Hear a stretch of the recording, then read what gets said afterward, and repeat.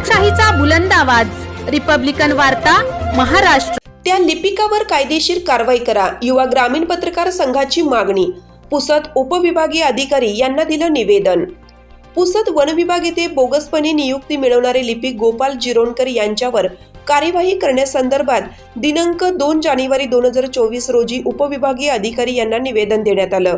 युवा ग्रामीण पत्रकार संघाचे पुसद तालुकाध्यक्ष पत्रकार राजू राठोड यांनी शोध पत्रिकेच्या माध्यमातून पुसद वन विभागात टायपिंगच्या बनावट प्रमाणपत्राच्या आधारे लिपिक पदाची खुर्ची बळकावलेला वन कर्मचारी गोपाल बळीराम जिरोणकर याची फसवणुकीची कुंडली काढून सन 2018 पासून एकतर्फी लढा देत आहेत।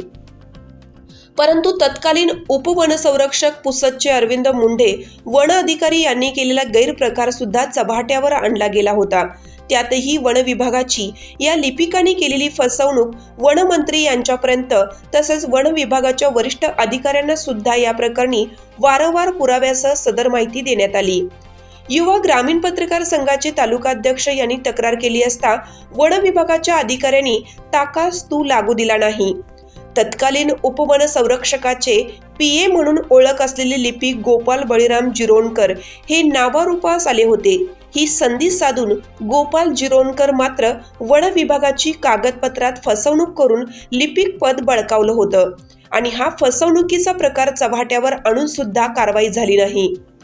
सुमधुर संबंध असलेले तत्कालीन उपवनसंरक्षक अरविंद मुंढे असल्याने शासनाची फसवणूक होऊन सुद्धा थातूरमातूर चौकशीच्या आधारे या फसवणुकीला क्लीन चिट दिल्या गेल्या व हा प्रकार रफादफा करण्यात आला।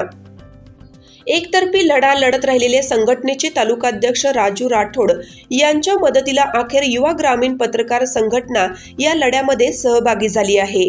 जोपर्यंत संबंधित लिपिकावर कार्यवाही होत नाही तोपर्यंत हा लढा सुरूच राहणार आहे।